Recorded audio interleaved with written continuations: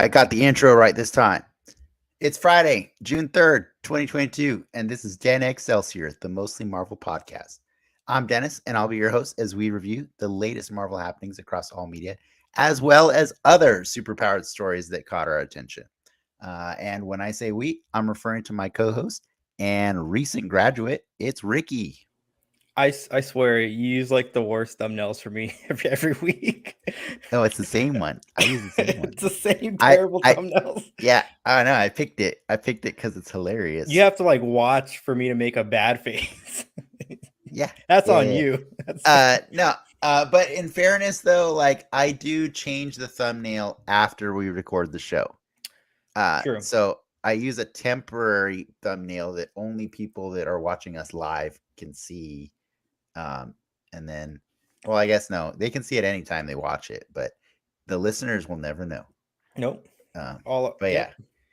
I love how you just glossed right over that graduate thing. Thank you. Yeah, that was a softball right there.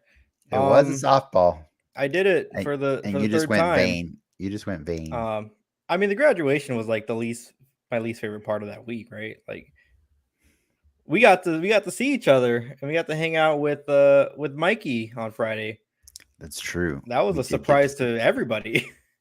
Yeah, I think that was. I never pictured Mikey and your grandma in the same room together or same outdoor area together. That was pretty fun. Yeah, we had a little get together after my graduation on Friday, and friend of the show Mikey was there and surprised both of us, and great time to meet him in person. Yes, and by the way, I decided I still like him, so he will be joining us later this season while we're talking about position on the show. We're talking about the boys later this weekend. Yes, it's been a week though. We took a week off. What'd you end up doing for your? Well, we took a week off for you. Yeah. That was a familial obligation. I didn't mind. There was no new Marvel content last week, anyways. There was no DC content. There was no any superhero stuff at all. The only thing new that was nerdy last week was Obi-Wan. And that was freaking awesome. But I didn't really feel like I was like, we're not going to do a Mostly Marvel podcast for Obi-Wan. No, it was the Star Wars week in the world. Yeah, it was Star Wars week. And so I was fine taking the week off. It was cool. It was relaxing. It's hard for me to remember what I did other than going to your thing. And I do like a weekend. I do like a weekly RuPaul viewing right now with the new season that came out. So it's the all winners, all star season. So they brought back all the best people ever. The best of the best. The best of the best. And they're killing it. It's hilarious. But yeah, no, I can't remember anything else. Was Rescue Rangers in this 2-week sabbatical? Probably. Rescue Rangers probably came out at some point. Yeah, I had considered going to see Top Gun last week, but they were sold out all over the place. Like even the early morning ones. It's a damn good movie. I'll see it eventually. You know, I'm almost daunting. Everything Everywhere All at Once comes to streaming like next week, and I kind of don't want to. I watched Sonic 2, and I'm so glad I watched Everything Everywhere All at Once in theaters instead of Sonic 2. Well, I'm like, I don't want to live in a world where that movie wasn't the best movie of this year for me, because I don't know if you can top Top Gun. Wow, you're disgusting. You haven't even seen the other movie. It's a damn high bar to set. I'm willing to be wrong. Don't get me. I'm sure you are wrong. I'm sure you are. Without seeing Top Gun, I'm as sure that you're wrong as you were sure that Sonic 2 was the movie to see the weekend. I haven't seen Sonic 2, to be honest. Sonic 2 is not great. We watched it's Bob's okay. Burgers, it's okay. though. Oh, yeah? We took the trip up to the Alamo Draft House in downtown LA because they were doing a special Bob's Burger menu, like an official menu to go with the movie. Oh, that's cool. So we did that, and I fell asleep for like the middle part, but it was pretty good. It's Bob's. Uh, It's a Bob Burgers movie. If you like yeah, the songs. I used to love that show, and then like The Simpsons, I think I just kind of Hmm. outgrew it. It just kind of, it gets you get the point after a while. And I honestly didn't know there was a movie until you told me you were gonna go see it. Like I didn't, It went up I against Top Gun. That's why. yeah, well, I don't.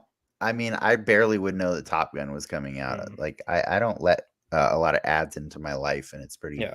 it's pretty great. Side note: I Um, mean, the Alamo Draft House is an incredible movie theater. They're all over Texas. Have you ever been to one? uh huh. Okay, yeah. It's not that far from where I'm at now, so I'm hoping to make more trips there. But going I back haven't. there. Sorry, to be clear, I don't think I've seen a movie at an Alamo Okay, Draft House, but I it's did go it see is the a Alamo movie Draft House. theater for movie people. Like everything is just so done so right there. Yeah, With that's cool. I will see Top Gun, and I will see it in 4DX. We're just, my wife is got she's had a busy couple weeks, Mhm. and so it's kind of hard to find like a specific day in the middle or time in the middle of the day of the weekday where we can go see that one. But it'll That's happen. that's how I'm feeling It'll right happen. now. I haven't seen the new episode of Obi-Wan except for the last 5 minutes because I couldn't help myself. It's just, That's weird. but I'm also behind on some other shows that we're watching. But Yeah, I don't think I've had this feeling in a long time of where I like there's just stuff that I want to watch, but my time is all over the place. that's funny. I actually ran out of stuff to watch this week, so that's why I decided to go and prepare for this tonight's episode by excuse me. I've been binging The Boys all week. I've been binging the old seasons because they're so many years apart, and as advertised tonight, we're going to be putting a spotlight on The Boys episode 1 through 3 of the new season 3 that just dropped yesterday. Um, and I just wanted to make sure I kind of was like refreshed and Mhm. stuff. But speaking of which, before we get to that spotlight, we will have some nerd news to discuss, and probably Marvel related since we won't be Mhm. putting a spotlight on Marvel stuff tonight, and possibly a quick round of trivia to play depending on how you're feeling about that. And then for those of you joining us live, don't be shy. We'll be checking the comments Yeah. regularly. And if you can't get enough of us, you should visit patreon.com/10xmedia, where you'll find a variety of creative offerings, including recent episodes of our live after show, The Soapbox.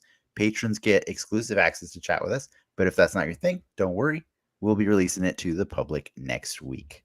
And yeah, by the way, yeah, in case it wasn't obvious, we have no guests this week, but I think that's okay. Like, I didn't like so the boys like so I kind of like that Disney drops their shows on Wednesdays because it gives our guests like 2.5 days to like Mhm. find a time to squeeze an hour long show in before they come on here at 8 o'clock at night on a Friday. um the boys dropped on Thursday at 5 Like p.m., which fuck was it. pretty generous. It Here's was pretty 3 hours. generous because the official drop date for the boys was today at 6, on June 3rd. Mhm. But, Amazon, I kind of learned that Amazon kind of cheats and goes about like 7 hours early the day before. So I binged it all yesterday, but I had to also like cancel other things so that I could do it. Ricky, on the other hand, just finished episode 3 of The Boys about 2 minutes before we Yeah, started but like, this live yep. stream. We were on a stream together for the last half hour of it. Yeah, yeah, yeah. So um, I don't blame anybody who didn't get a chance to watch all 3 of Yeah, them, how dare you? before coming on here. It was a tough order, and that's kinda like why I didn't want to schedule a guest for tonight, but don't worry, we've got a fun group of guests scheduled for the rest of the season of The Boys, and what's really cool is it's gonna get nerdier than it's ever been, on the show starting next week. Next week is the premiere of Miss Marvel. Mhm. So from next week on, we're going to be talking about 2 nerdy superhero shows every week for about I mean, five if you want to 5 weeks in a sprinkle in row. some Obi-Wan in there too, we got Uh, our yeah, plates are full. probably not sprinkling Obi-Wan into that show, but maybe the soapbox is a great place for us to just geek out and talk about how much we like Obi-Wan. But then what's even crazier is on episode 5 of Miss Marvel, which is going to be episode 8 of The Boys, the finale. That week, also, Thor Love and Thunder comes out too.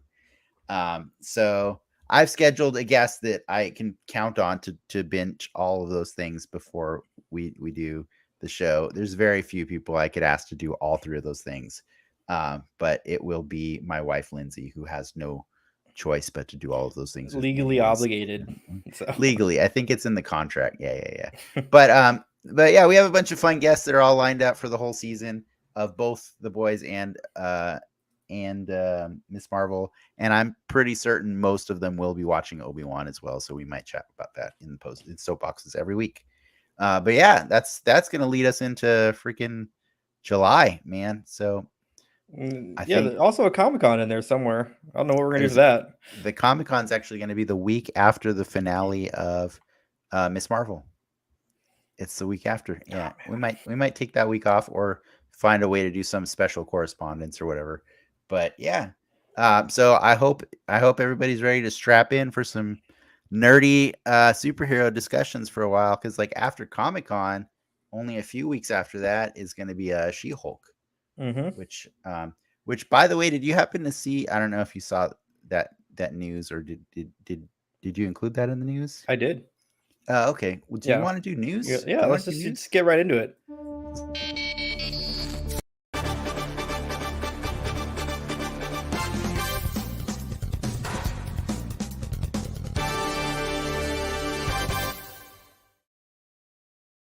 Never fails. You take 1 week off. Yeah, 1 week I off, fuck it up. Get rusty.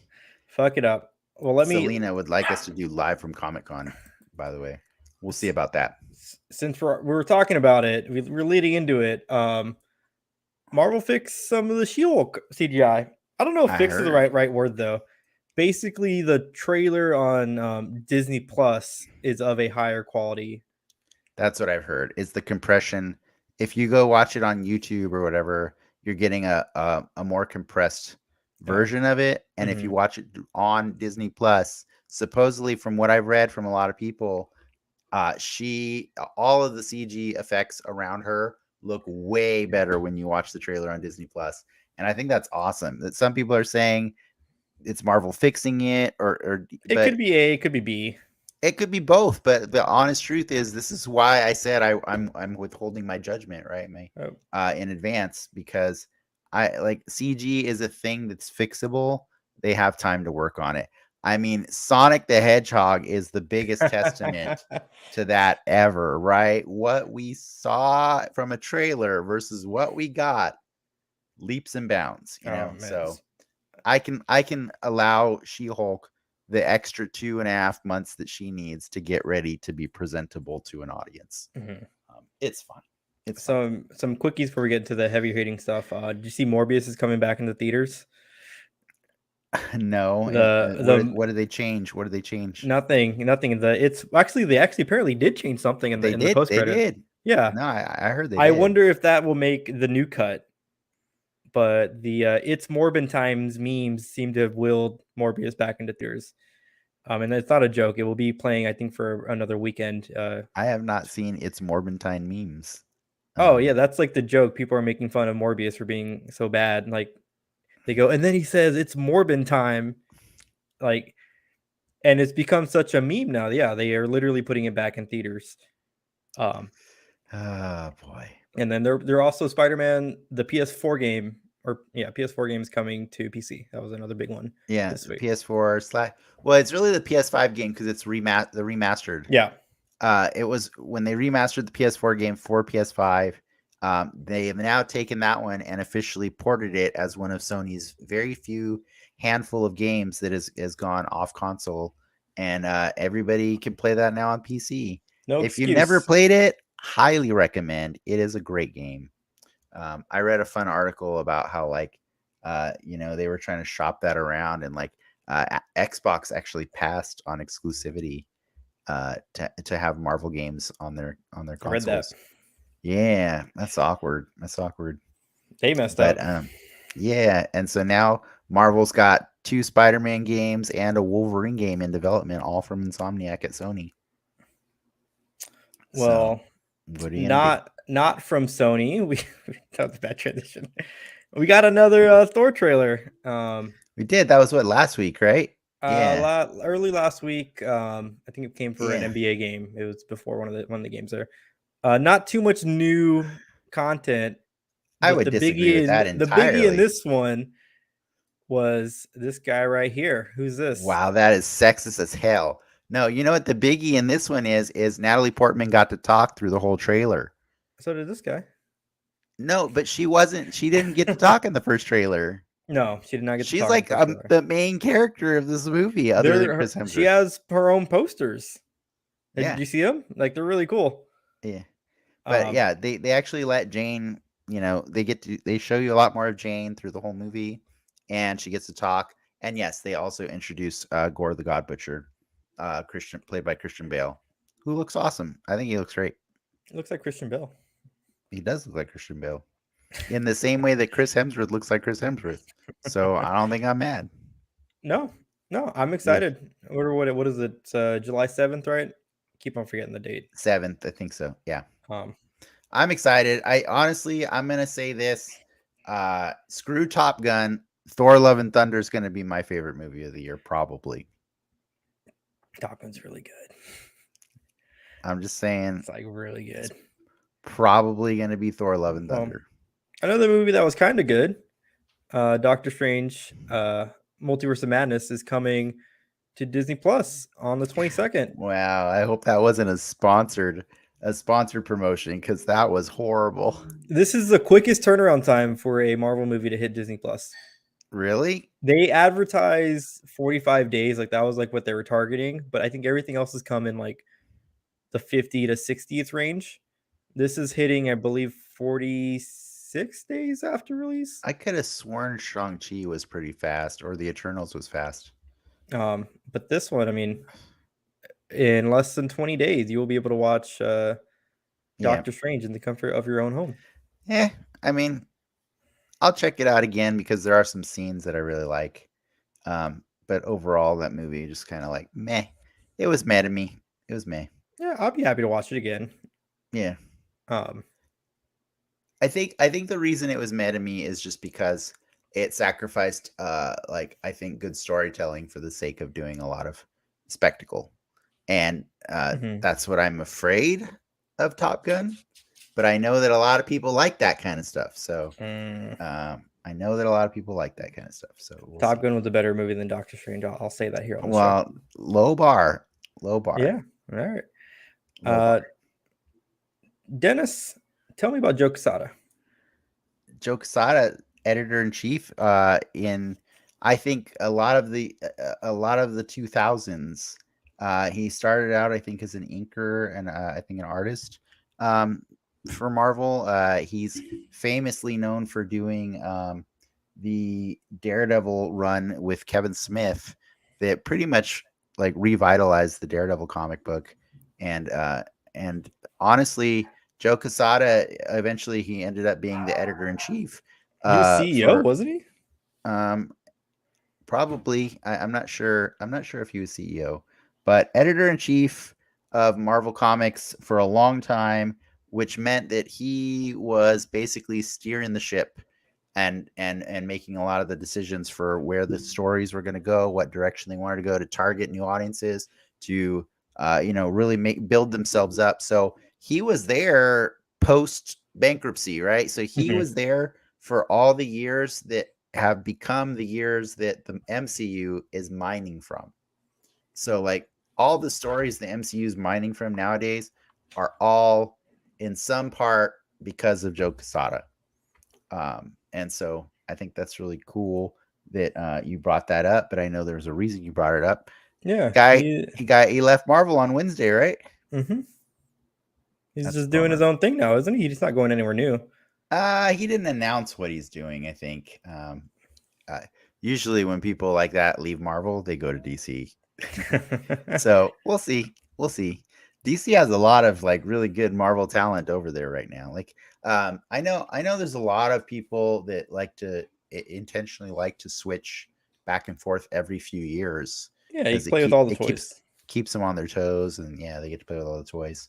but we'll see. I mean, I'm not so sad because I think the cool thing is he set that company up for success in a lot of ways, right? So like I don't think it's that they need him so much now, because it's a very clear course they've charted, a course of inclusivity, a course of like uh, creating new characters again. You know what I mean? Like uh, getting everybody, giving characters to be relatable for a new generation and stuff. So I think that's cool. I once ran into Joe Quesada at a bar downtown during Comic Con I ran into him because that same day. someone announced his arrival, and I'm like, okay, that's cool. And then he sat by himself. It was really weird. I ran into it at a party the night I was going to go see Captain America: The First Avenger, and I was super drunk, and I told him I was going to go see it, and he was like, "Really? Would you tweet me afterwards to tell me what you think?" And I was like, "All right, give me your address." And so I tweeted, and then he liked it or retweeted it, or I don't remember. I was so drunk. I actually passed out through half of that movie, or not half, part of that movie. I didn't know for the longest time what happened to the Red Skull, because like I found that movie. He got I found that recast. no, like I didn't see the part where he like Just die zips out. or zip. Yeah, I didn't see it because I fell asleep. I was so drunk, but I watched it eventually, like years later, on somebody's iPad, and I was like, Actually, I "Oh, think he okay." might have been at my fan because I went to the screening the day of release at the mall down there, and they had like the Star Spangled Girls do the dance. Chris Hemsworth came out. I'm pretty sure Yeah, Joe Quesada was there too. Chris Or Evans, sorry, Chris Evans. probably. Chris Yeah. Evans was there. No, I mean Uh, he was at Comic Con promoting that mhm, movie for sure. Yeah. Yeah. But but if you're watching, which we assume you are, because we yeah, assume everybody famous is, we thank you for your thank you for service. your work. Yep. What else you got? We Oh, got you some got legends. toys. Yeah, we got You toys. got it's a legend. Surprisingly, I'll take this one obviously because this is what you want me here for. Mhm. Surprisingly, Marvel showed this one off ahead of Hasbro. Every now and then, Marvel gets the It's a scoop good on looking toy. Hasbro. Yeah, it's a Miss Marvel from the new show, which is going to be coming out next week. Marvel just wanted to, I think, get all their Miss Marvel merch out there in the public eye ahead of schedule, and she will go up for pre-order on June 8th. So you actually can't buy her right now, but she is going to be part of the Disney Plus wave that they've been slowly drip feeding us for like the last 4 She's the months. final piece. No, she's not. What are we missing? An arm, a leg? So there were two. Well, you got to show the next slide. Okay, yeah. Uh, so she's coming with. Oh, you did you got rid of one of my Oh, slides. did I? She comes with the chest. She comes with the body of Infinity Ultron from What If. She comes with the body. I think we're missing one more piece. I don't remember what it is, but Hasbro has these like cool code name designations for all their figures. Sometimes they're really obvious. Sometimes they're very sneaky. So all the code names for this wave of Disney Plus related figures, there were two that were Bow and Arrow, which ended up being Hawkeye and Kate Bishop. Pretty obvious. There was Mumbai and Anchorage, and I can't remember what the third one was, but it was like I think it was like London or something like that. Whatever. Those ended up being Moon Knight, Mr. Knight, and Sharon Carter. Mm-hmm. And then the last two remaining were Jersey and Clover. We're pretty sure this is Jersey because the actual working title while they were filming in production for Miss Marvel, the working title was Jersey, or the code name for the show was Jersey. And guess what the code name was, or guess what show the code name Clover was for? Oh man, I don't know. Is It it was She-Hulk. She-Hulk? It was She-Hulk. So people are wondering, is it She-Hulk? Because like, if so, we gotta wait like freaking 2 months for them to reveal the next toy. Or it could be You'll something see else, that at but we'll Comic see. Con, right? We'll see. What's weird is this wave was originally meant to come out this year. It's Mm-hmm. now scheduled to come out in 2023. This will be in a big diorama in a month from now, right? Yeah, we'll see. Maybe they do have a lot of MCU toys now, and I honestly think their best toys are the MCU ones because they're completely Oh, the like unique texture on this one looks sculpts. really Yeah, great. all Yeah. of them have cool textures. Kind of bummed she doesn't come with any special effects, but I love her shoes. They look cool. Mm-hmm. Yeah, but we'll see. And then I couldn't help but throw this slide into your news slides. Uh, Hot Toys revealed this week the freaking coolest toy I've ever seen from them. They call it Dead Strange. It is from when that moment in Doctor Strange Multiverse of Madness where Doctor Strange has to dream walk using a dead what's the word I'm looking for? Um uh Reanimates a corpse. well no, I'm saying a dead variant of Yeah. himself that is a full-on corpse, and he creates a giant clustery like cape wings filled with all of his souls of the damned that are pissed at him. It is the coolest looking scene in the whole movie, and Hot Toys has decided to recreate that as a toy. I forgot to check how much money this is. It's better I don't know. Honestly, I should not buy this thing. But it is freaking amazing looking. If you guys are listening and not watching the show, do yourselves a favor, go look it up. It is the freakiest It's a looking cool looking toy thing. ever.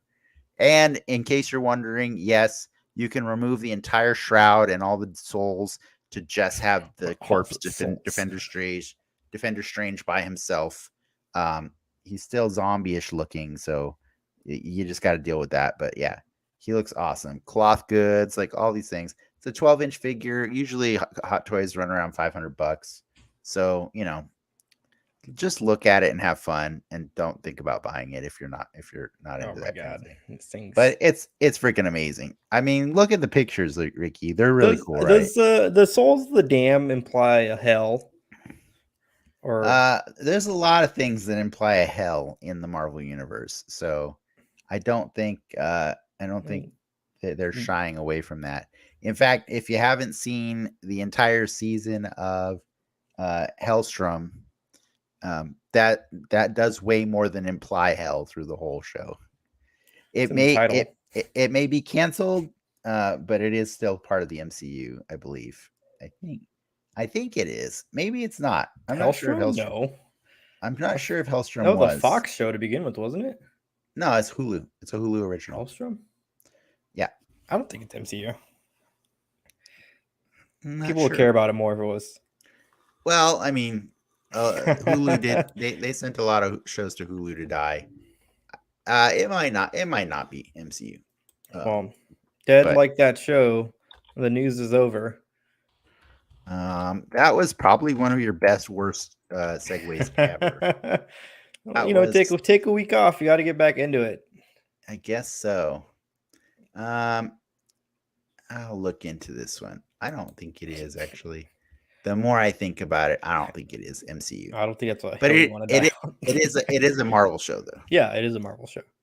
Just It like says actually chronology Marvel Cinematic Universe television shows. Yeah, I'm not sure. Hard to say. I could look it up on MCU wiki. But in any case, I'm supposed to give you a game, right? yeah, play the thing. Yeah, play the thing.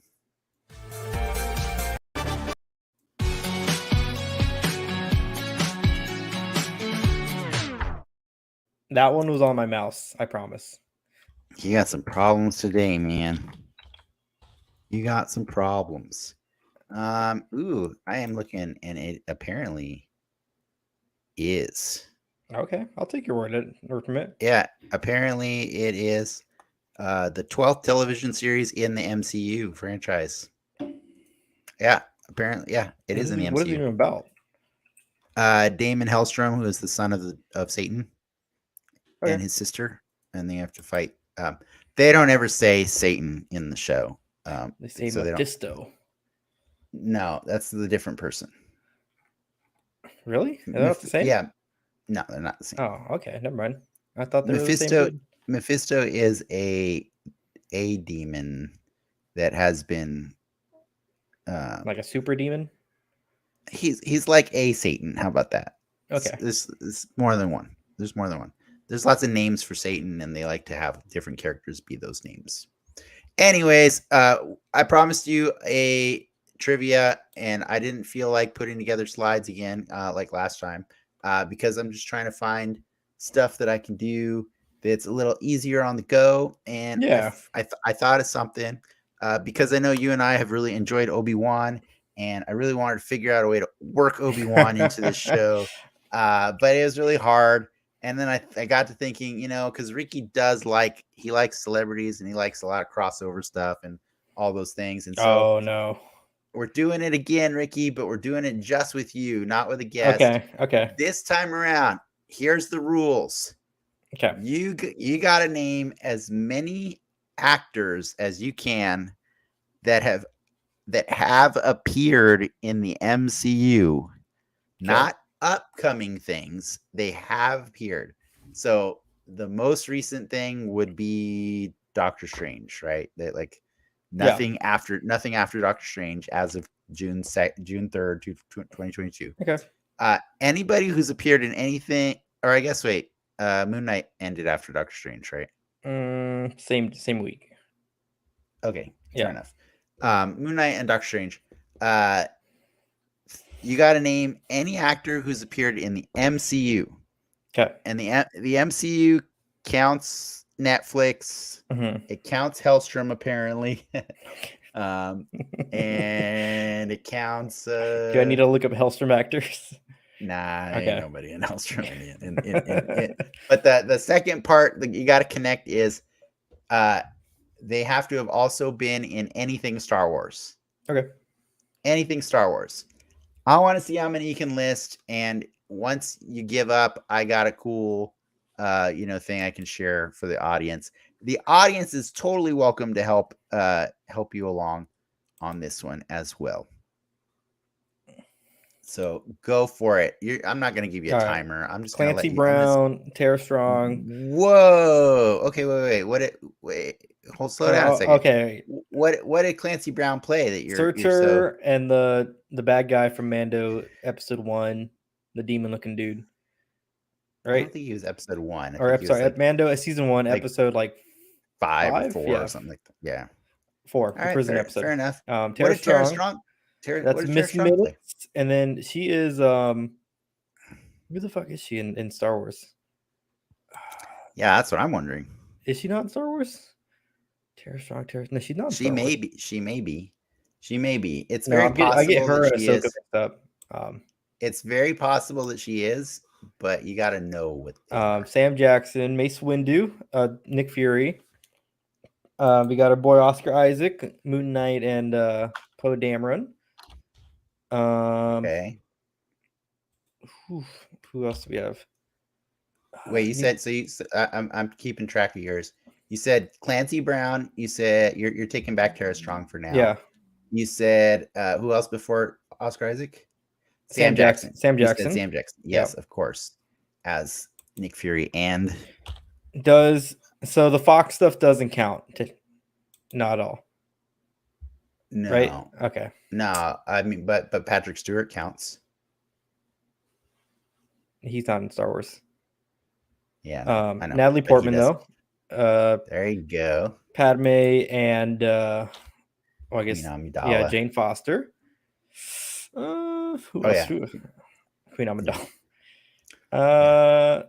Ewan's not in it. A1 is A1 or E1? A1. Who else? You mean Ewan? You mean Ewan? Ewan. I say Ian. Ewan. No. No, Ewan. Not Paul Rudd. Not any of the Chris's. I think Tom Holland is a stormtrooper technically, in like a weird pseudo cameo, but I'm not going to say that.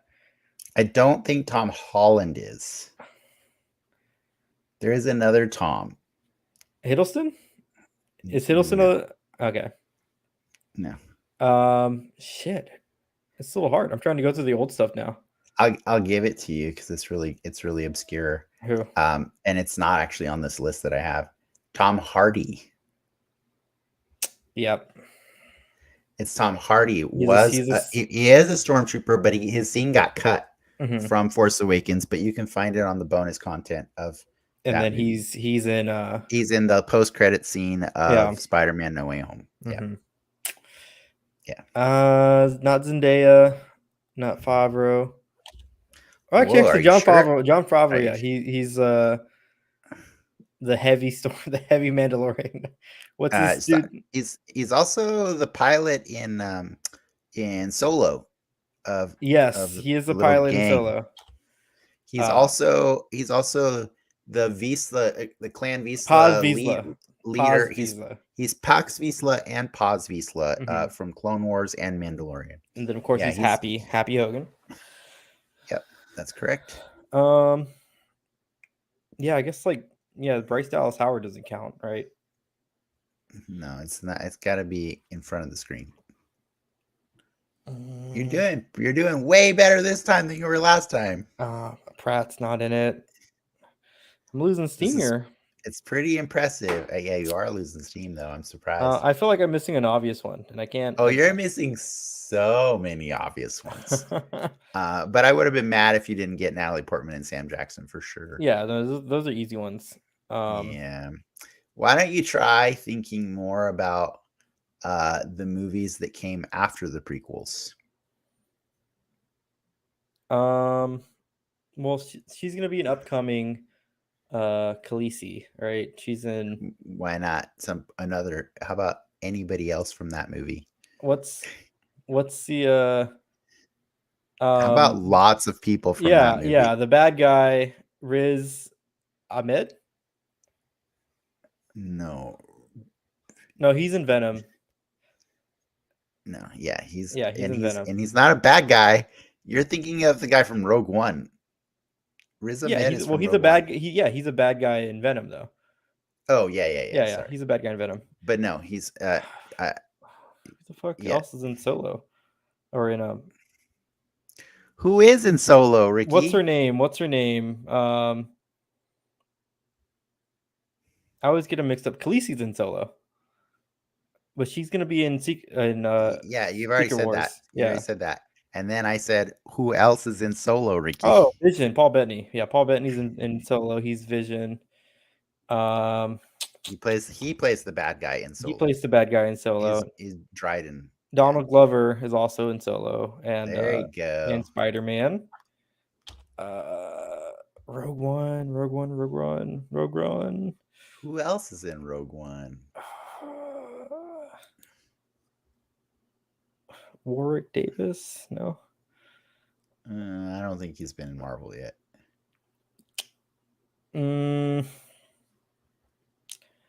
I think I'm capping out here.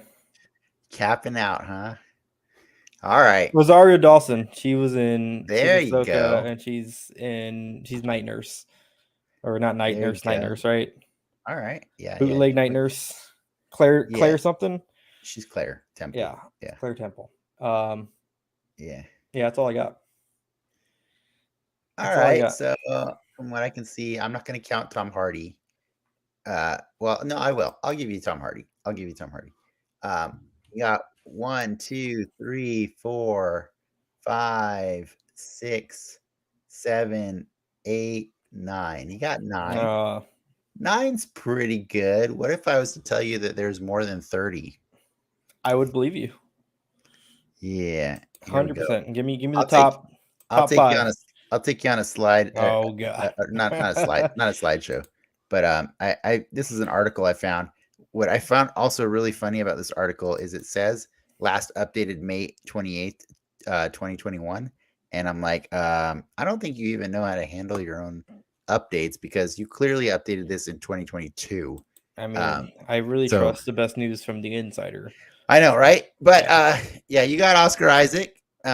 So let's keep moving on that one. Oscar Isaac was an obvious one. You got Natalie Portman. Good job. You got Paul Bettany. You did not get Lupita Nyong'o. No.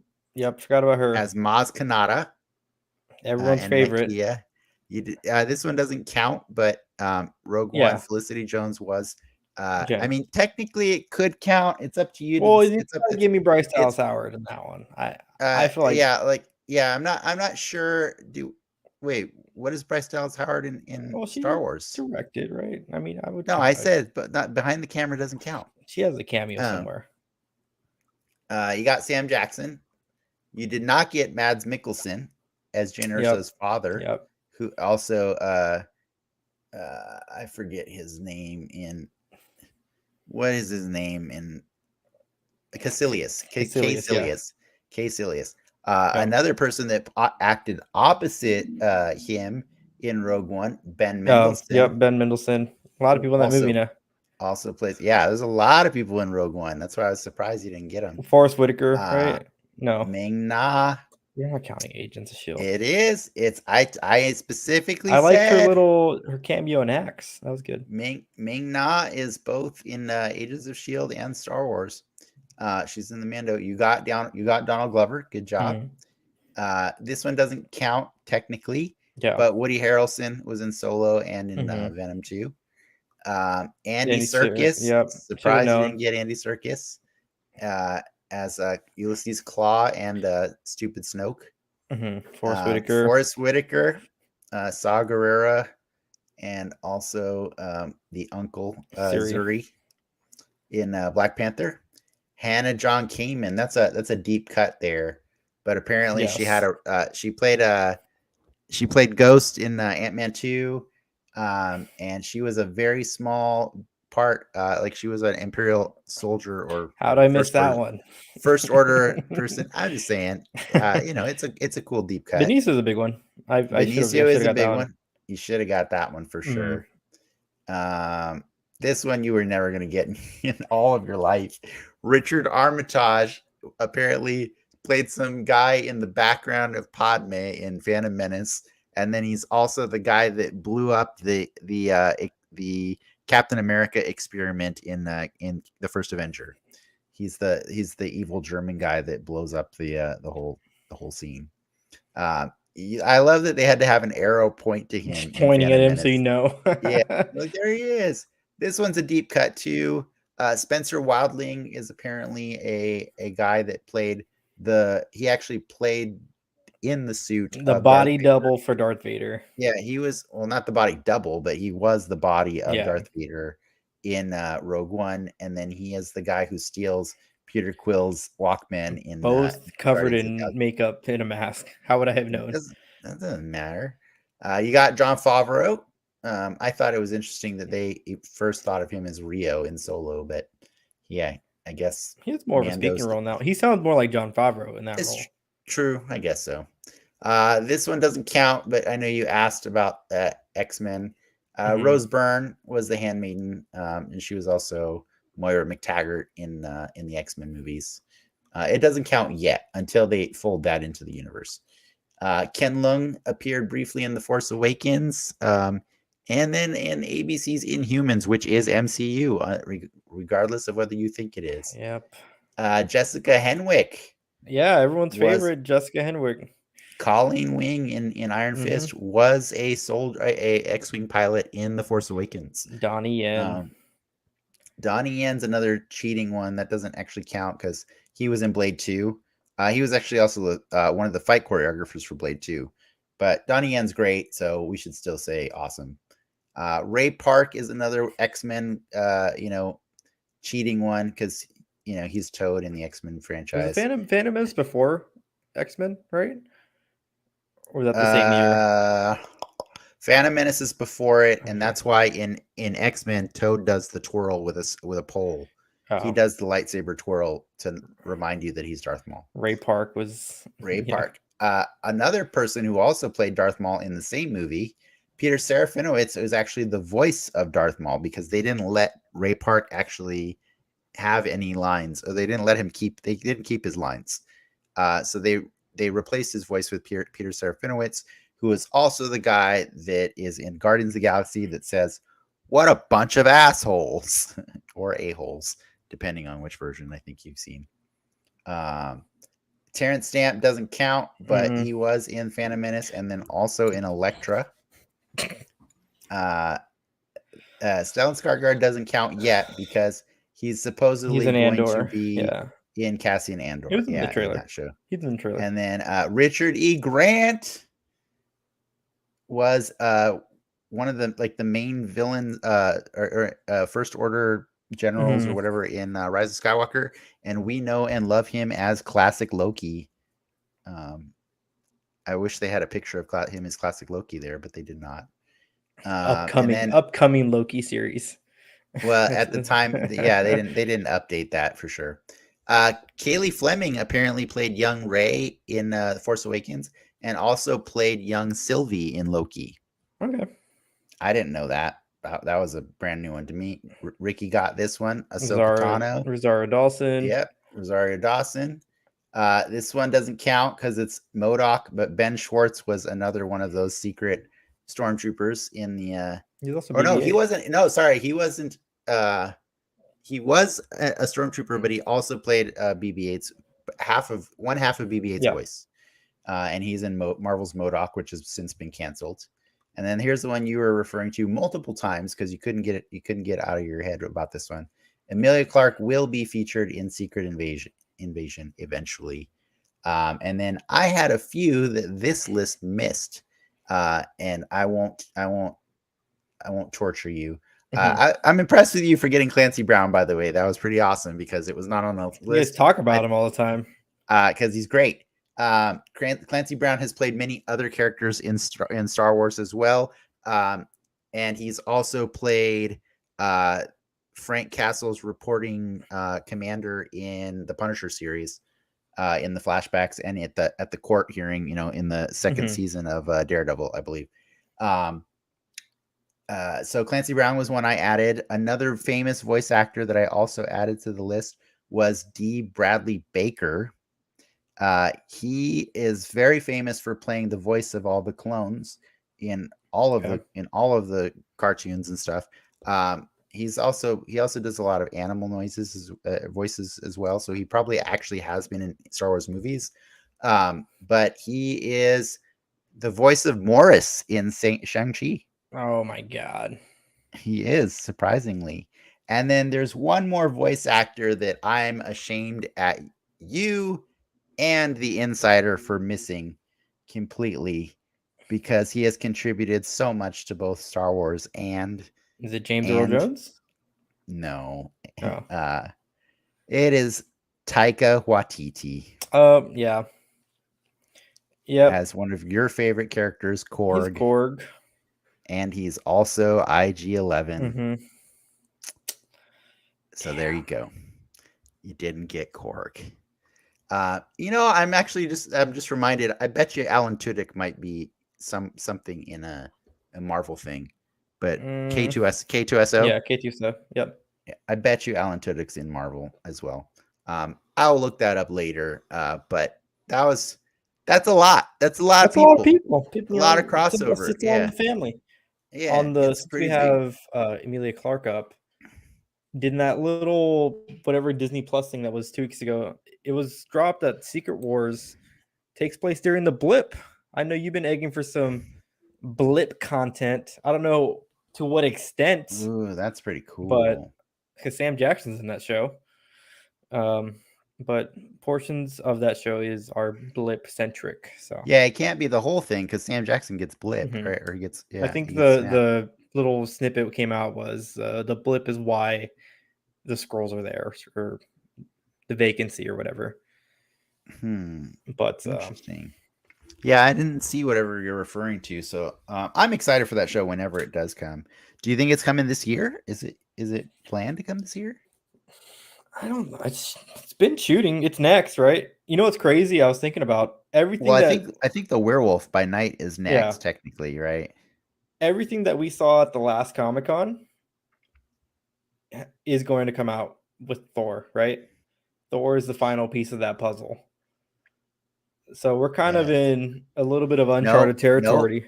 Nope. They announced Blade at the last Comic-Con. Everything except Blade has come out. They also announced Fantastic Four at the last Comic-Con. They didn't. Fantastic Four was announced. I thought we got the logo, no? Or that no, was last we got year? it. We got it at the Disney Plus live stream thing. He said the Fantastic Four. Feige said it, Yeah, but nothing was talked But about. Blade definitely. Blade definitely, Mahershala was definitely there. Yeah, yeah. Um, All right. Is that enough Marvel for right now? yeah, Are we it's gonna been take a break from Marvel? yeah, it's been 50 minutes since I watched The Boys. Let's get Yeah, back in it. you've had time to let it absorb in Let it there. digest. Let's do it. Let's do some the boys, not.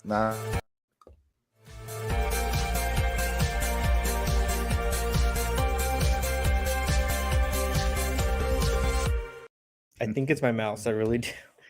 Your mouse sucks right now. All right, I gotta go edit all those things in post. Yep. All right, we waited long enough. Thank you for anybody who was patient enough to stick around with us. It's time to put a spotlight on The Boys season 3, episodes 1 through 3. Yes, we did 3 hours of Boys binging for your viewing Just for pleasure. you. Yes. But before we do that, just in case you didn't get a chance to watch them, spoiler warning. If you haven't watched them, please turn away and come back when you have. You'll thank us later, promise. And then for anybody who just needs a quick recap because it's not fresh, like you didn't just watch it like Ricky did like 50 minutes ago. I found these awesome descriptions for each episode that were like written in the style of like a VOT like marketing promotion thing. So each of the episodes, I'll give you a quick description that doesn't really tell you a lot, but it gives you enough to remember the episodes. Episode 1 was titled Payback. And it says, you and a guest are invited to the premiere of Dawn of the Seven in Vought Towers Lamplighter Memorial Theater. Screening will be followed by a Q&A with the director Adam Bork, hashtag save the or release the Bork cut, and an after party with Soup DJ Malchemical on the turntables. And then the second episode was The Only Man in the Sky, and the description for that was Homelander, America's greatest soup, defending our shores from sea to shining sea. Today, America honors him on his birthday. Vought Shopping Network is celebrating by offering an exclusive Homelander limited birthday edition gold coin. And then the third one, Barbary Coast, episode 3, tonight at 9/8 Central on Vought Plus. It's the season finale of hashtag American Hero. 3 contestants remain, but only 2 will join hashtag the 7. Will Starlight choose her old flame Supersonic, or will someone else be moving into the 7 Tower? Now, I kind of love those because they really quickly reminded me of what I consumed in each episode, Yeah, right? they're pretty on the nose in a good way. Yeah, they're on the nose, but without spoiling anything, right? Like it's pretty cool. So I know we do this in a lot of different ways. Like we sit around usually with our guests and I ask you, I'm like, hey, what was your favorite stuff? What did you like? Blah, blah, blah. And we do that. And that goes for like 45 minutes or so. And then we're like, oh shit, we got to end the show. Gotta We're done. go. And that's a way we could do it. But what I thought would be a different way to do that for tonight is there are so many awesome characters on this show, and that I have had to follow them for years now because this show comes and goes every couple of years, possibly because of a pandemic, So we spend a lot of time with them. There was no Boys last year, right? There was just Diabolical, which was this year earlier. Yeah, there was no Boys last year and no Boys the year before. It was 2020, I think, was the last time we got season. No, definitely we were definitely in the pandemic when the second season came out. 2020 was the pandemic. Okay, yeah. It's a lot of pandemic, Ricky. It's a lot of pandemic. But so yeah, I see. I think we go a long time without them sometimes, and what I really appreciated about this new season is it's kind of a nice jumping point because it does a time jump. It skips forward about a year, two-ish, something like that. And so you get to see a whole new status quo established for all these characters. Things are different than you remember them being last time. And so what I was wondering is I just kind of want to see, like, I'm going to name a character, Ricky, and you just tell me what you thought of them from these last 3 episodes that you just watched, or what cool things stuck out for you. And I got a laundry list of characters and we're going to get through all of them tonight. Okay. And yeah, so the first one I'm going to start with is Billy Butcher. Go. Oh yeah, Billy Butcher. I'm totally slipping his name now. Carl Urban. Yep. Um, he's great. He. I really like his the the kind of heel they're playing with him of, spoilers. They're the new uh MacGuffin thing is there's temporary compound V. So a pill that will give you, or an injection that will V24. give you powers for a day, basically. And to see someone who's so against superheroes come to the realization that they kind of need powers to take on these people, is a cool little twist to put on it. And we're kind of seeing him go through that struggle, and we're just at Yeah. the beginning of it too. Yeah. I think the other thing that you're underselling too is this hardened character that's always just had like this real like chip on his shoulder for wanting to murder every soup ever. Mm-hmm. We got to see a soft side to him too, right? He's actually playing the dad now to He's Ryan. like a little mentor almost. He know, like, he and Ryan have this special bond by his mother, Mm-hmm. right? Like I think Ryan clearly knows that this was his mom's husband, and so they both feel this. They have a genuine love of her, and through that, they have this really cool, weird relationship where you get to Yeah, see the Butcher being nice in it, and when the rest of the boys get to see that, it really kind of grosses them out but because they're nice just too. Like the one thing that he's been trying to fight this whole time, right? Is that kid yeah, is a superhero yeah. or a superpowered being. Yeah. And so, like, and I think that was always the thing, right? Is like in the older series, the older seasons, he constantly wanted to remind people that you can never trust a soup.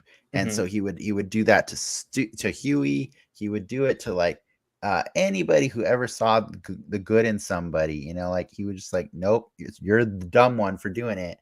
And here he is, not only becoming a soup himself, but actually letting himself love a soup. And I think that's a great storyline for him. And he, like, as much as I love Homelander all the time in this show, on the rewatch, because I told you I've been binging the whole freaking show, like, Carl Urban as Billy Butcher is every bit as important to that show and is awesome on that show as Homelander's character. They are two peas at the same pod, and I just love seeing the two of them do whatever Oh, they that do. scene of them together at his in his kitchen, Oh my like god. where it's like Homeland is like, I can just kill you now, but like where's the fun in that? And Butcher is not even phased by that notion, right? Like, Mhm. and it's just like this, like it's that complex of like what's a god to a human, but what's a human to a person that doesn't believe it, right? Yeah. Or what's a human to a god? And it's just such an interesting his view on soups. He's just so callous to the point where you get the sense that he will die and he doesn't care at the hand. Like it. My favorite thing that he said in the 3 episodes that we watched was when he was pressing Mallory, the CIA, like the former CIA head, to get information on everybody who knew anything about Soldier Boy's, like mission back in Mhm. South America, whatever. And he's like, he's got these names that he's willing to like put out there, and she's like, you would risk the lives of innocent people just to get at Homelander or whatever, or get to do this, whatever. And his response was, I'm embarrassed for both of us that you asked. That killed me, man. Because yes, he will kill whoever he needs to Mhm. kill to wipe soups off of this planet. It is it is a dangerous thing. And so yeah, I think this season's really exciting because now he's clearly uh you know probably addicted to V24 because like he suddenly has the power that he's Oh, he has hated. like his withdrawals almost towards the end Yeah, of the he's third got episode. withdrawals. Exactly. Yeah. So I'm excited to see what happens with him for the rest of the season, but it's gonna be It's going to be crazy, and I do believe that it's going to end at some point with a souped up Butcher Butcher Homelander versus fight. Homelander. Yeah, I think it's going to be freaking awesome. On that note, Homelander, go. Homelander is every, I don't want to call it a fantasy, but it's almost like he's like the ultimate what if, right? We all in the back of our collective nerd minds think, man, like what if Superman just went crazy? What if Superman went for it? And I know there's comics that kind of deal with that story, but to see it happen is like a totally different thing in that type of in this type of medium, you know? Yeah. And there's like almost like a wish fulfillment there. Like when you see Homelander kick some ass, like it's very scary, but it's also at the same time super fucking cool. Because he's owning it. Like I love that he's owning the villain now. He's calling everyone's bluff on this shit. Mm-hmm. Like my favorite part with him in the 3 episodes was when Starlight kind of goes, "Well, I'll just leak the video of the plane crash." You know, that one thing that they have on him, and he's beyond caring at this point. He says, "Go for it." He he tells her, "Go for it," and if she does, he'll just wipe out the country. And he says it in a way so that it's not even a threat. It's just a promise, like what he's gonna do, and you believe Yeah, it. because he says, "I prefer being loved, but if I can't have that, if you take that away from me, I'm okie Um, dokie with being feared." Right? it's Tony Starr, right? The actor, Anthony Yeah, Starr, Anthony Anthony Starr. Starr. Yeah. So many great scenes, like, and it Yeah. puts they put him in situations that are just super interesting, like when he's supposed to save the jumper off the building. You know, the woman who's contemplating suicide, and Mm-hmm. he divulges information that he knows that he doesn't want her to say. So he decides, you know what, go jump. He calls her bluff, and in that moment, she decides not to jump. But then it's Mm-hmm. also a point where now he's forcing her to jump, and that's such like a crazy spin, right? Like Yeah. it's No, such his a power character, play. he in so many ways is the anti-Butcher. They are two sides of the same coin, Mm-hmm. because there is nothing he isn't willing to do to get what he wants also, right? Like, and that's what makes him so dangerous, and that's what makes every character on that show so terrified of him now even more than ever, because they're realizing that he's gone off script.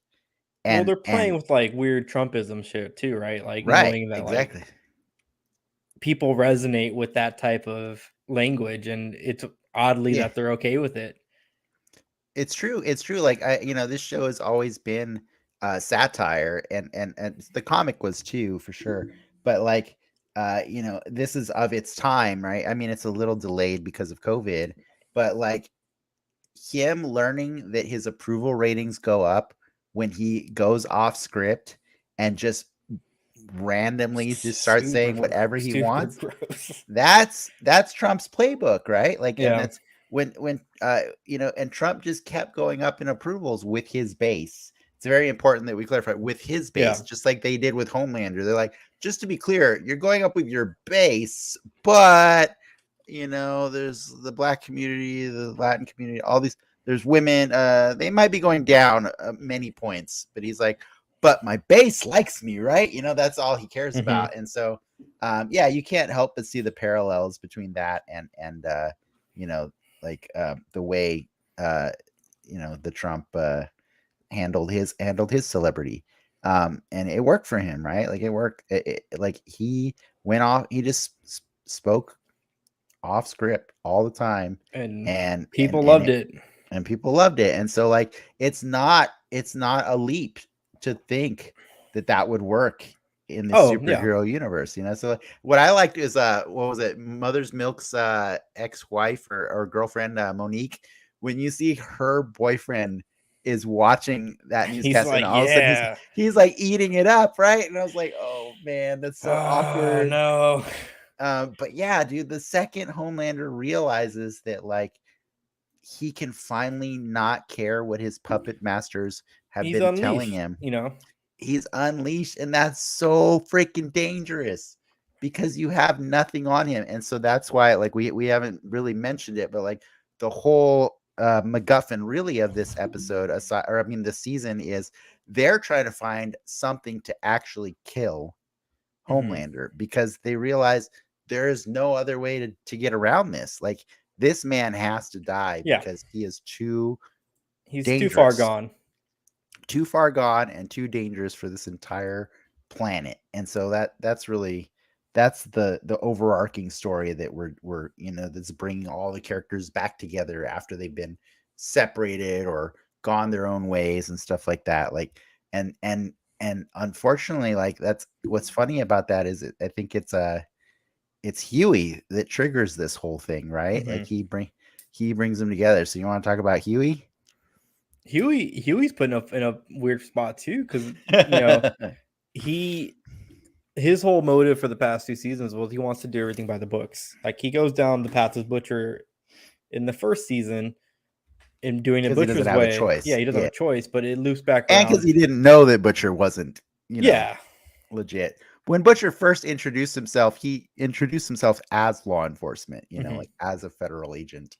And so circumstances led to Huey being stuck with him. But it came full circle at the end of the second season where he's in the what's the agency that that's created? I forget the The acronym acronym, for yeah. it. Yeah. The superhero checks and balance agency or whatever.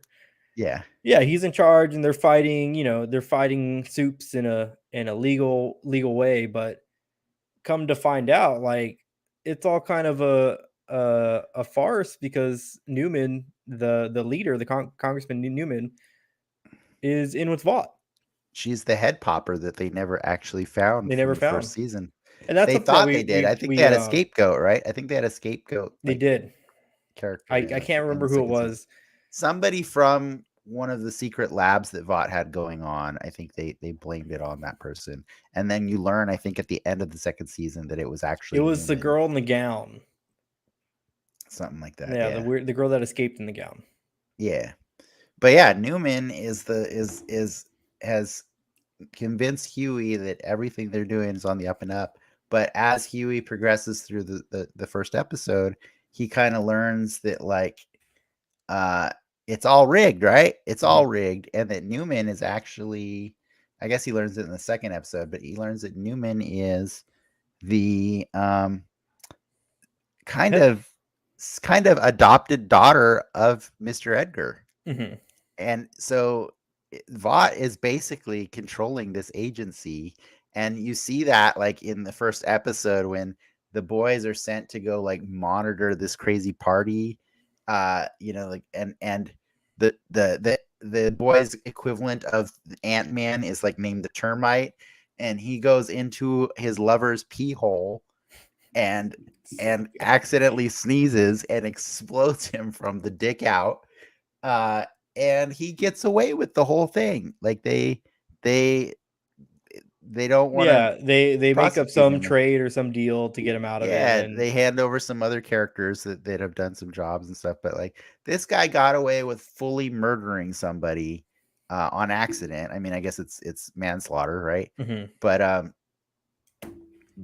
by being careless, he was just high on cocaine and then decided to go dick diving, I guess. You know what I mean? Like, that's what he did. That was an amazing episode. It fit right on brand with the boys. Like, because I think my favorite thing about that episode was that moment, because the rest of the episode is, like, continuously trying to show you how different things are. Like, everything's, like, different now. Like, you got Homelander has to hang out with it goes people, back into that's the whole boys MO, right? Like, it's a fucking meme at this point. Like, Thanos, right? Ant-Man, why didn't Ant-Man go into Thanos' ass and expand? Exactly. They do it. They do it in the boys, and it's as gruesome as you think it would be. But it's these weird, like, I don't even know what to call them. I guess power fantasies. But it was also kinky too, right? Like, they're adding that kink to make it extra the boys, right? Extra, like, they wanted to go that little extra the boys flavor on top of it. Yeah. But it's just they constantly show us the little what ifs that we all have in the back of our minds about Yeah. different superheroes and what they can do with their powers. But yeah, so Huey ends up like learning through the process of these 3 episodes that the whole thing's rigged, and now he's like Butcher's number one supporter, which is Mm-hmm. kind of scary because the pendulum swing on Huey is really dangerous, right? Like there's never a middle ground for this No, he guy. goes back and forth. He's either all in on being against Butcher or being like so blinded that he's not even noticing all the things that Butcher is doing that is way out of character and stuff. So and then also he's like because he's imploding himself, like he's kind of wrecking his relationship with Starlight, right? Like Mm-hmm. I think so you want to talk about Starlight? He leaves her kind of hung and dry. Where I think she has a really good.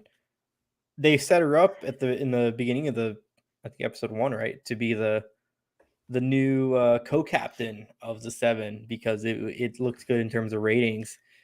Because her approvals are through Her the approval, roof, right? yeah, and Yeah. it's super corporate why they bring her up, but she kind of uses the leverage in that situation to gain a little bit more control over the team, and it seems like a good thing.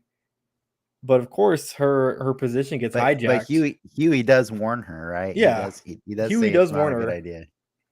Yeah, but she Um, doesn't take that the right way because his warning is veiled in a bit of jealousy, right? yeah, Because it's like jealousy, weird. because she one of the contestants that for that reality show that may end up being on the team with her is the guy who she referenced in the first season as her first boyfriend that took her virginity. Mhm. He's now going by the name Supersonic, and he's like a stud, right? And Yeah, so Huey's like it almost she can't tell, or like, are you telling me not to do this because you're jealous of this guy, or so she decides to just go her own way and just do it, and regardless of Huey's advice, right? And yeah, that doesn't go and great for her. she where we're at now. She's paying the price. Like Well, she because is she put. eventually calls Huey up and says, "You were right. I Yeah. want out. I want out. Right? I want out." And And at then that what? point, it's like, well, you got to stick it out now. You got to stick it out because we need this guy to be on ice for now until we can find secret weapon that kills him, right? And she's like, "How long is that going to take?" Nobody knows. Nope. Nobody knows. Hopefully just the season, but yeah. She gets her little backstory in episode 3 where they kind of show her childhood at these kid pageants too. That's such a good opening. Yeah, her Um, mom forcing just her to push through the just pain. yeah, just the grossness of kids pageants to begin with, but then they have her sing what is it, Hit Me Baby One More Time, Yeah. and then as shit's unfolding at the end of the episode, they play back that song with They play her her performance as her a kid. performance, yeah, and Yeah. it's man, it's so heartbreaking. It's so gross because it's finally Homelander's deciding he can do whatever the hell he wants. He Mhm. hijacks the competition and decides that he doesn't want a woman of any type of minority or any type of representation added to his team. So he just chooses Supersonic because that's good enough. Mhm. And then he decides to pull an audible and bring the Deep, who was Starlight's sexual violator in the first season, in the first episode of the first Yeah. season, um, is now been forgiven and forced to and she's now forced to be on the To team with the forgive Deep. him and be Yeah. And not it's only that, then one step further, then Homelander announces, oh, by the way, don't get too attached to her, though. She's mine now. We're a couple. And she just decides that the only thing she can do is play along with it. So and she she has actually to that kisses him. because that's the role that Huey. I mean, I don't want to not to put blame on anybody, but like that's the role the hand that they're forced right now. Yeah. She has to go along with it to keep Homelander at bay to buy everyone time, Yeah. It's and just it's kind of just it's all gross. It's all gross it's in like the it's best TV all way. it's all gross and it's all sad because we remember where that character started. And even when she started, right? Like she was immediately introduced to this corruption because she's like the whole idea of Vought is like it's evil capitalist corporation, right? Like they just veiled it with this cool superhero theme to it and everything. But in the very first episode when she joins the team, I mean, the Deep just violates her in disgusting ways, and this character's tainted forever, and every time she thinks she can get out of it, she has to morally bankrupt herself again, and like she has to sacrifice so much of herself, of her innocence, just to exist in this world. And it's like, I mean, that's really every character, honestly, but like I think That's it's so supposed to be rough.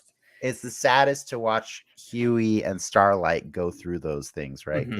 Because they're the characters that you are supposed to root for Yeah, when it first started, and it's hard. It's really hard. Yeah. they make it.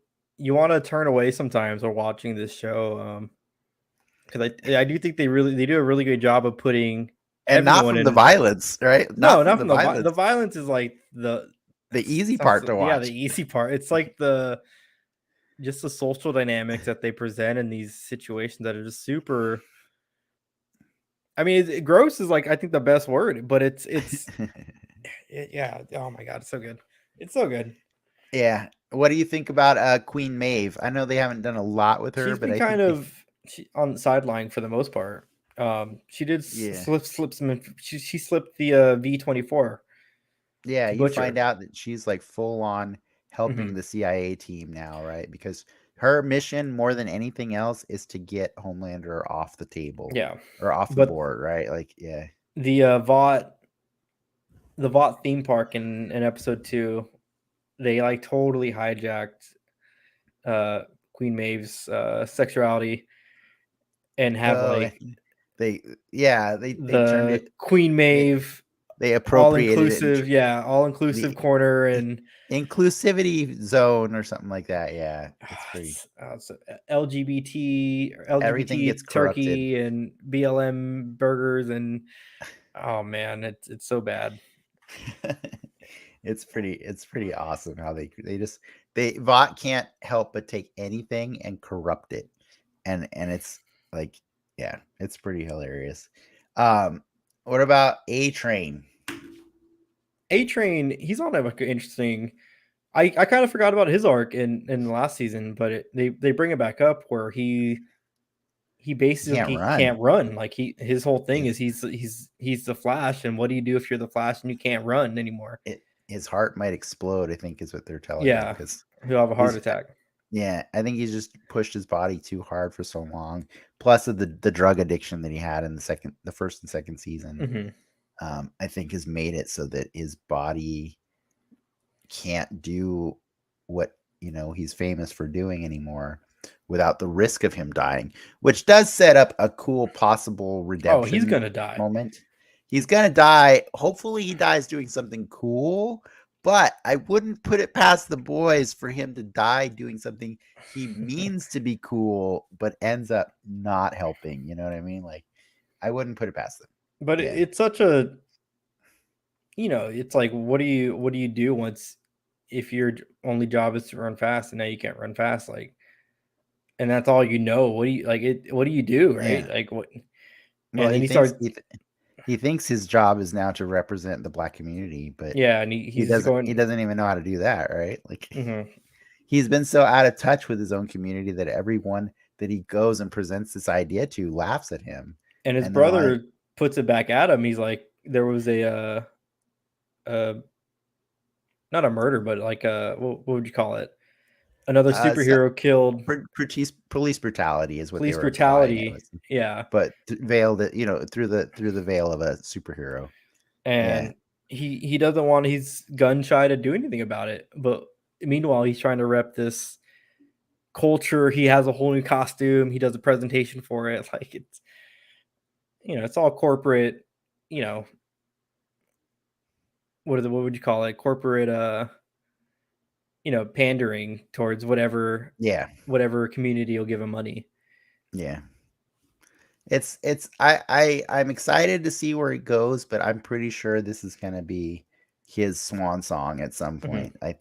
I think we're towards the end of him. They Like, they've to be clear, they've announced they are doing a season 4. Yeah, I'm sure. Yeah, I'm sure they're so doing we're many, not many done with the seasons. boys, but I think we I don't are think done we're with done with A the Train. boys. Yeah, I think we might be done with A Train. Like I wouldn't be opposed to them finding new stories they can do with him, but like where he's at right now, the situation's pretty dire. We got to keep moving along through this list. Mother's Milk. What do you think about Mother's Milk? I like how he's out of the game. He's out of the game, but when you're presented with the white whale, as you will, the one that you're always after you're retired, do you go back in or not? And in Mother's Milk's case, he does.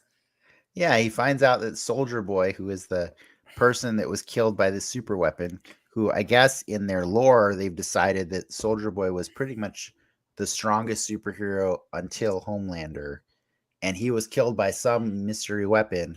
So they want to supposedly he was killed by some mystery weapon.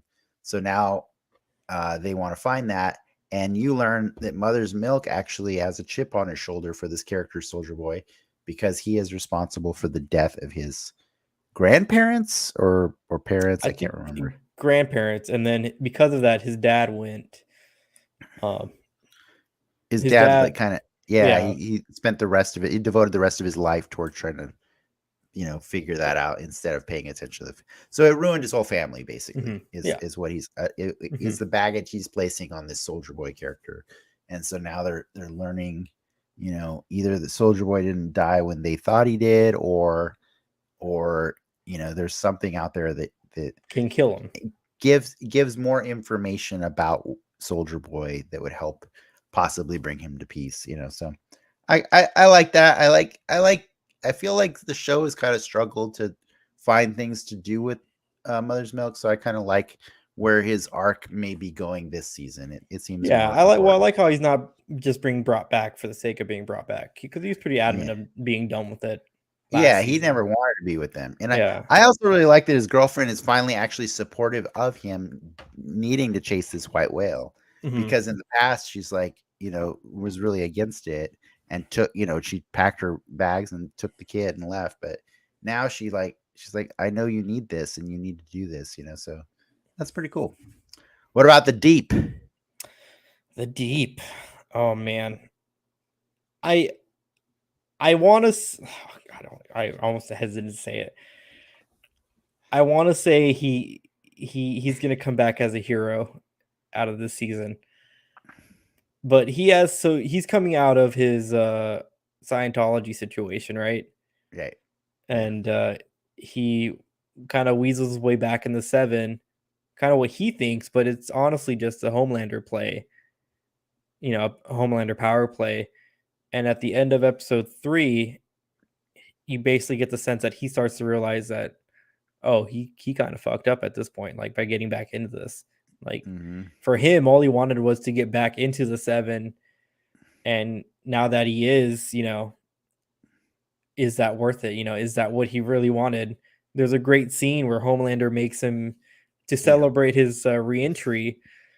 They have a dinner, and Homelander brings out this like seafood buffet, and it's again more like what if isms. Like, man, what if Aquaman would eat fish? Like, is Aquaman pesca, or like what would happen? And they totally do it. They have the Aquaman eat not only fish but like a A live live octopus that was in his octopus. own personal aquarium. That was his friend. That Oh was his man, friend. That was more than his that friend, was so sad. honestly. That was definitely more than his friend. And watching him eat that and he's describing what's happening, he's like, he's praying. And I'm like, oh man, that's Oh, so man. gnarly. That I laughed out loud at a few really awkward moments because that's how I handle awkward. That was one of the moments where I was just like, And this it's is silly on its face, right? Like, oh, haha, Aquaman's eating an octopus, but like when you start dissecting it, it's like a super traumatizing thing to force someone to yeah. do. To eat your friend? To eat your friend, Yeah, yes. To it's eat your literally friend alive. Eat your friend yeah, alive. Well, that you yeah, can understand while yeah. oh my god, so good. Let's keep it moving along. Frenchie and Kimiko, I just put them together because I think they are kind of a pair right now. Like they're a pair. Yeah, they're kind of a pair. I mean, aside from their what are the Crimson, what's the Crimson Countess. Crimson Countess. Aside from that scene, they've also kind of been MIA for this Well, season. no, I mean, like there's also the little Nina character that we got introduced to, that because Frenchie's old girlfriend is Yeah, in trouble Frenchie's past with kind of a comes back. Russian gangster, Mm-hmm. and yeah, we're learning that he has this past with the Russian mob, and he has to go deal with some personal issues there, and we meet this character, little Nina, that's pretty interesting. Clearly, he's had a history with her before, Mm-hmm. but he doesn't want to have anything to do with her, and then he goes and tells Butcher, oh, sorry, I had to go deal with this little Nina stuff, and Butcher's like, wait, we can use that, you know. And so I think you're right. Frenchie hasn't been used a lot yet, but I think they're Mm-hmm. gearing up to have him Do have more. some more. Yeah. Yeah, have some more this season. Kimiko has a great scene at the party in the first episode where they cut to her like singing, Yeah, and she imagines herself she imagines singing, herself right? singing. That's what's kind of revealed. So I think we'll get a Yeah. nice little arc with her and on her getting a speaking role in this show I finally. Yeah, maybe. The thing I really liked the most about her, the moment in aside from that one, was when she said to Frenchie, "Why do you work for that guy? He's such an asshole." And she's talking about Butcher, and he's like, "What do you mean? You work for him too?" And she's like, "No, I'm just here because of you." Like, we could just leave. Let's just go to Marseille. I'm like I really like that. I really like that. Like, she lost her brother, and like Frenchie is the only person in the world right now that she cares about. And so, yeah, she's willing to put up with some serious crap. Yeah. But like I think she's waiting for Frenchie to make the right choice and leave this world behind, and the two of them just Well, she's go. the only one there that can really take on Butcher. Pre Yeah, V24. Yeah, but yeah. I think So she's almost there to protect Frenchie too, yeah, yeah, from all the yeah. all the trouble that they get into. Yeah, it's true. I have a few more on the list. Ashley, what do you think about Ashley? Which one? Ashley 1 or That's Ashley 2? Ashley one, the PR person that's unfortunately tethered to Homelander as much as she clearly does not want to be. Well, I get that she's spinning around. Like she's seems very Vought orientated, right? Like because she was pretty anti Homelander. I want to say up until episode 2. And the minute she finds out if Homelander acts up and it's good, like she's all gung ho about it. Um, it's like there's always that person at work, right? That'll just do whatever they need to do to stay in the good graces, and she's Yeah. like the antithesis of that person. I feel like that person also thinks though that at any given moment, if she just says or does the wrong thing, she knows she could just die. Like, so Yeah, no, fast. her situation is a little bit So fast. extreme. It's volatile as F, dude. She's always, and she takes it out in the funniest ways. Like when she bangs the director of the Dawn of the Seven in the I was gonna say. bathroom, and she hate F's him too. It's pretty funny.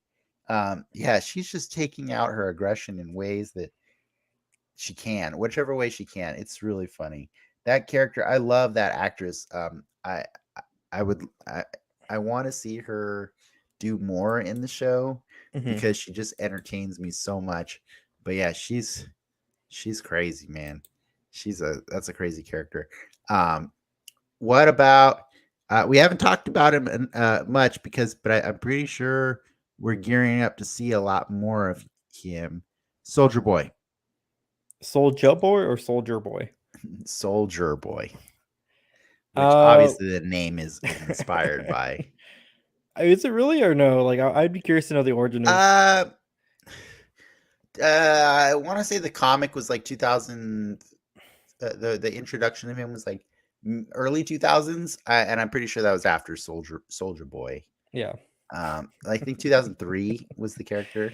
So who knows? Um. But like the thing I always love about the boys, all the characters, their names are really like the most low hanging fruit, for Well, yeah, parodies. they're just not amalgams, right? What's the They're inverse just of parodies. They're parodies parodies. of Yeah. superheroes we know and love. So he's Captain America, right? Like that's his. He's like If it isn't the obvious, wrong yeah. Captain America. Yeah, But yeah. he's Captain America if Captain America was there's always those jokes, right? Captain America's from like the 40s. He'd probably be racist and probably be kind of sexist. Like that's kind of what Soldier Boy is. Mhm. And I don't want to say you can fault him for it, but like he is definitely a product of his time. That's fair. That's very fair. Now, do you know the cool meta stuff about him? By the way, Colby Minifie was the name of Mm-hmm. the actress who plays Ashley Barrett. I Mm-hmm. love her.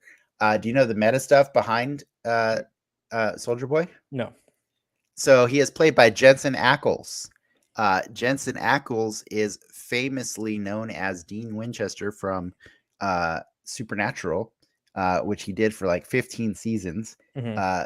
Supernatural, which was also show run by Eric Kripke, who is the showrunner of The Boys.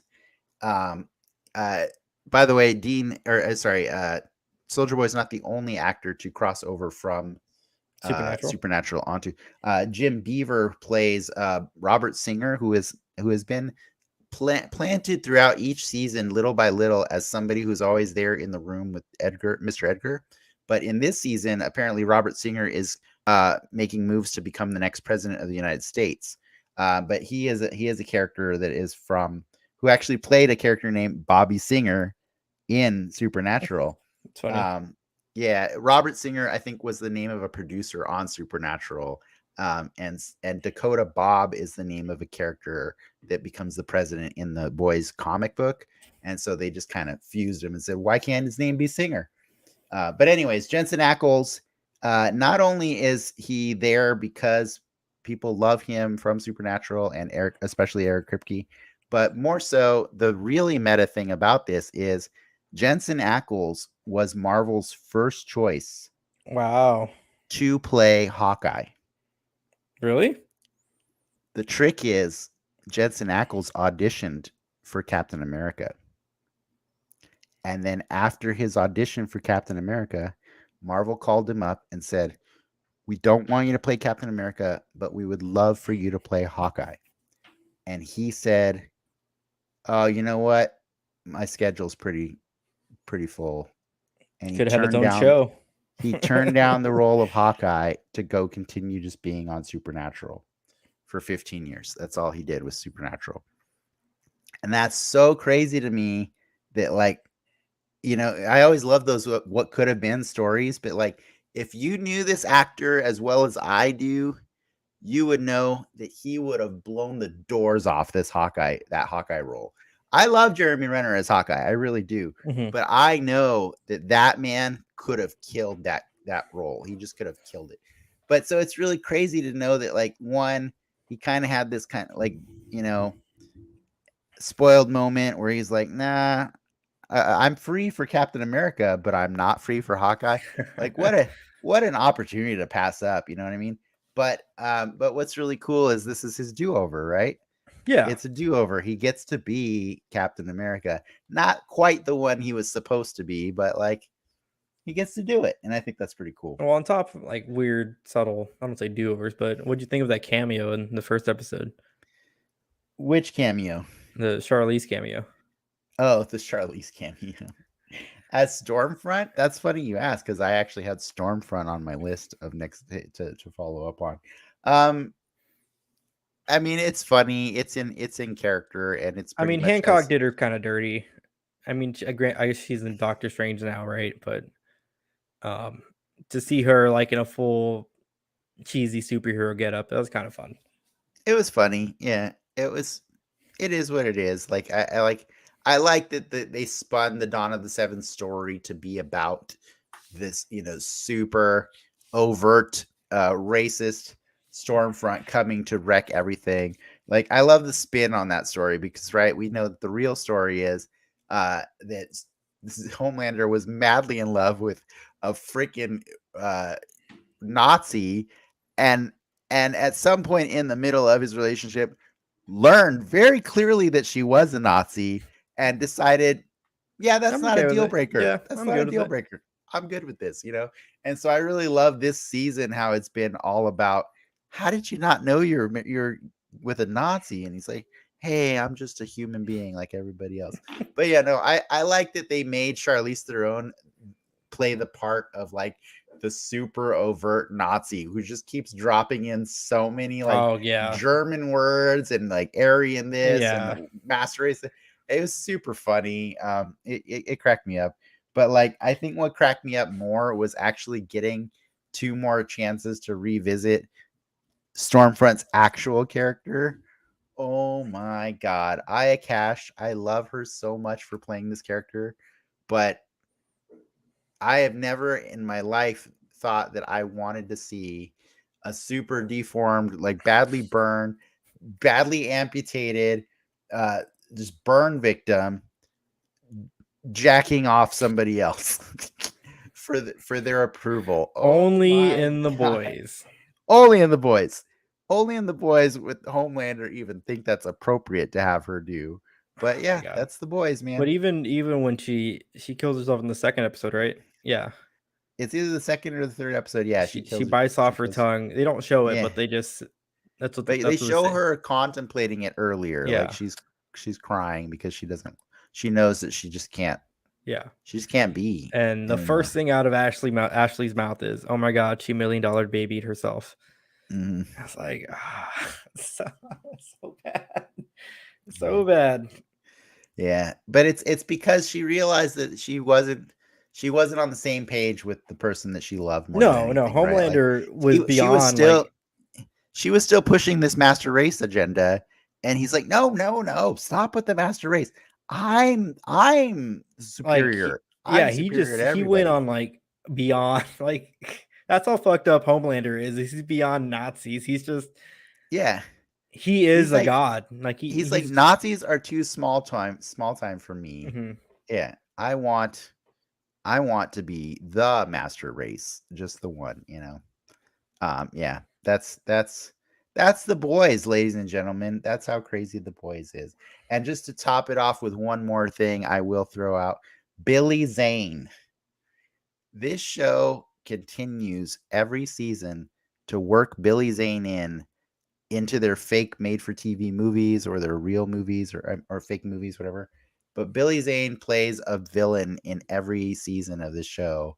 And I love them for it because that's kind of like the gag of Billy Zane, right? Is like ever since Titanic, Billy Zane must be the bad guy all the time because he just sucks.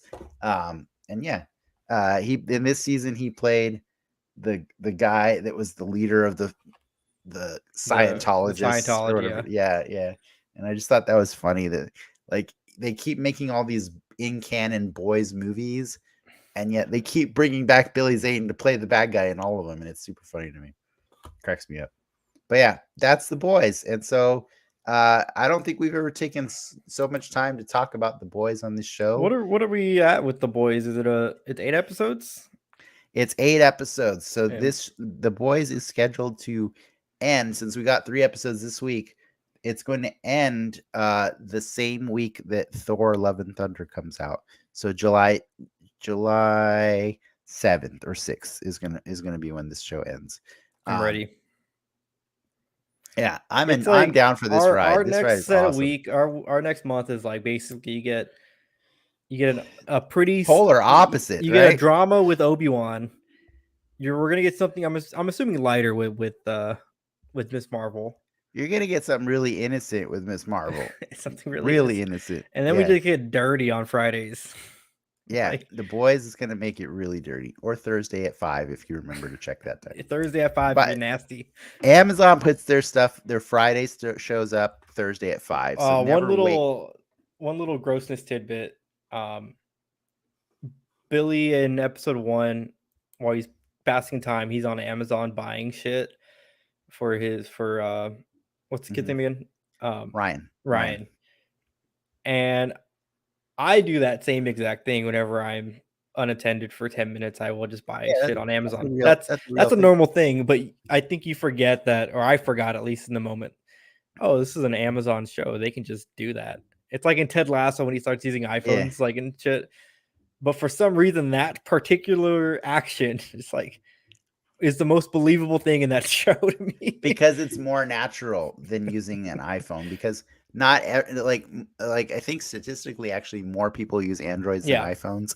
But like iPhone, Apple would like you to believe otherwise, right? So Mhm. like they always put it in your face. But statistically, I mean, it's not even a question how many people use I mean, you have to Amazon, have right? Like, Amazon to watch this fucking yeah, show. you're if you yeah. So exactly. So yeah, you don't even have to own an iPhone to watch Ted Lasso, but you have to have Amazon in order to watch this show. So it's pretty funny.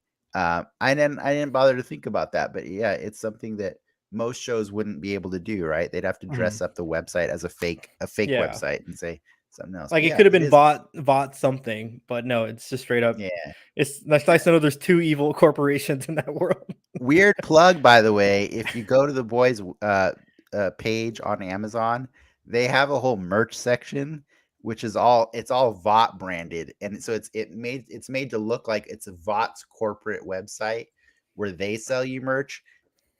The boys' merch is weird. It's really funny and weird.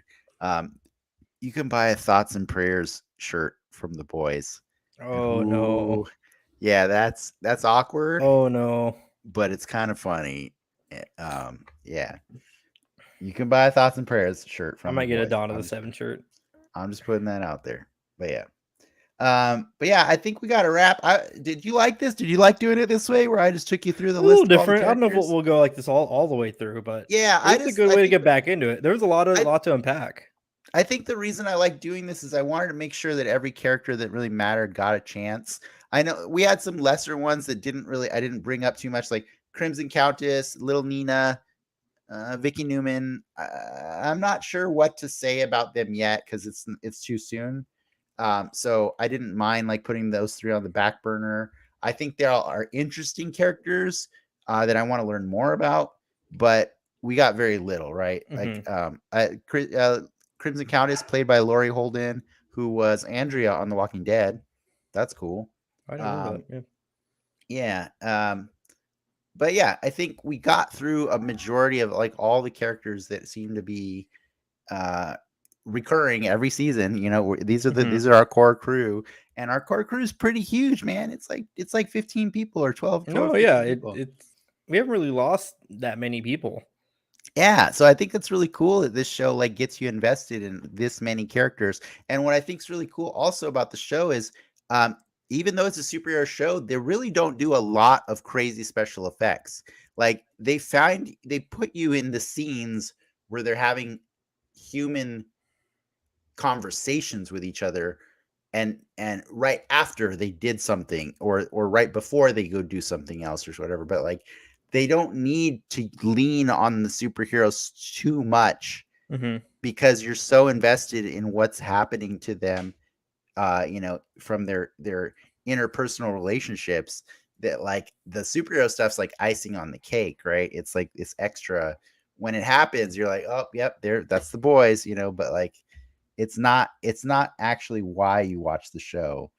It's why you might start the show, but it's not why you end up sticking No, with it. they it's a nice it's a great feedback loop where they get you in with some of the gore, but they anchor you in with the actual content. Like I don't think this show would work if the story behind it and the dynamics and the just the social, what do you call them, social questions, social Yeah, norms that they try to put back in your face. this the satire. The Yeah, satire in it all it's really well done. yeah. Highly recommend. Hmm. If you're not watching The Boys and this didn't sell you, like just don't listen to us and just go try and check it out Yeah, anyways. Just check it out. Just subscribe check it to out on Amazon Amazon and Amazon Prime. and Yeah, see for yourself. or go steal it from your friend. Whatever. Yeah, It's steal it cool. from a friend. All right. I think it is time to wrap this up. Thanks, Ricky, for nerding out with me tonight on the boys and some other Marvel news and stuff like that. We'll be back next week to discuss the latest super news, more the boys, Hmm. and the new season premiere of Miss Marvel, all with our friend Brian, it's been a while since we've had Brian. He's our D&D DM, Hmm. and he's actually read a decent amount of the boys in his life, so it's kind of cool because we get to have like a boys The expert on boys the with the show. boys. Yeah, and so thanks to our patrons for supporting our growth, and to our audience for tuning in. if they had fun, Ricky, what can they do? Like and subscribe. Don't forget to share on all the channels: YouTube, Facebook, Twitter, DenX Media. We also got TikTok, a Patreon, all that TikTok, all that fun stuff. You can also follow us on patreon.com/DenX Media. Kick us a few bucks, get some early access to the soapbox. At the very least, moments from now. Mm-hmm. All right. You got anything else? No, I got nothing. All right, guys. We're wrapping it up. See you next time on Dead Excelsior, true believers. Enough said. See ya.